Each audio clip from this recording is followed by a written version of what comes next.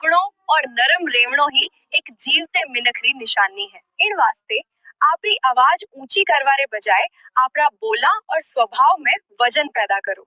पर घरना खर्चा तो थाने ही भुगतना पड़सी।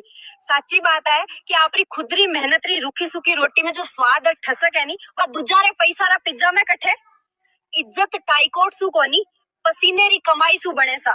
तो हिवड़ो मोटो राखो और ठसक सु कहो, हाँ मैं मेहनत करूं और मारे हक रो खाऊं। धर्म निभायो जावे।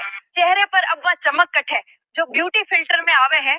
छोरा आधार कार्ड में पोपट और डीपी में हीरो लाग गई है। हाल है कि घर में खाण ने आटा होवे ना होवे पण फोन में डाटा होना घणो जरूरी है।